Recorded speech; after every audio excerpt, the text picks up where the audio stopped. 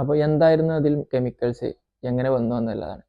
Normally അവർ ഉപയോഗിച്ച cold cough സിറപ്പിൽ പാരസ്റ്റമോൾ, ലെഫ്രിൻ, ഹൈഡ്രോക്ലോറൈഡ്, കോൾഫെർമിൻ മാലേറ്റ്. ഈ പാരസ്റ്റമോൾ എന്ന് പറഞ്ഞു കഴിഞ്ഞാൽ ഇപ്പം അതിൻ്റെ വരുന്നതാണ്. കോൾഫെർമിൻ മാലേറ്റ് ലെഫ്രിൻ ചുമക്ക് ഉപയോഗിക്കണം, അലർജിക്ക് ഉപയോഗിക്കണതാണ്. ഇതിലങ്ങനെ ഒരു ഡയത്തിലിൻ ഗ്ലൈക്കോൾ വന്നു എന്നുള്ളതാണ്. ഈ ഡയത്തിലിൻ ഗ്ലൈക്കോൾ ഇപ്പോൾ ഒരു നോർമലി ഒരു പ്രൊഡക്റ്റ് ഫാർമസ്യൂട്ടിക്കൽ പ്രൊഡക്റ്റ് പ്രിപ്പയർ ചെയ്യുമ്പം അതിൽ ഒരു വെഹിക്കിൾ ഉണ്ടാവും, പ്രിസർവേറ്റീവ് ഉണ്ടാവും, ഡ്രഗ് സബ്സ്റ്റൻസ് ഒക്കെ ഉണ്ടാവും.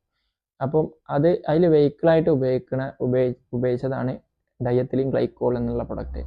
നോർമലി ഡയത്തിലിൻ ഗ്ലൈക്കോൾ ഹ്യൂമൻ യൂസിന് ഉപയോഗിക്കുന്ന സാധനമല്ല, ഹ്യൂമൻ പ്രിപ്പറേഷനിൽ ഉപയോഗിക്കുന്ന പ്രൊഡക്റ്റ് അല്ല.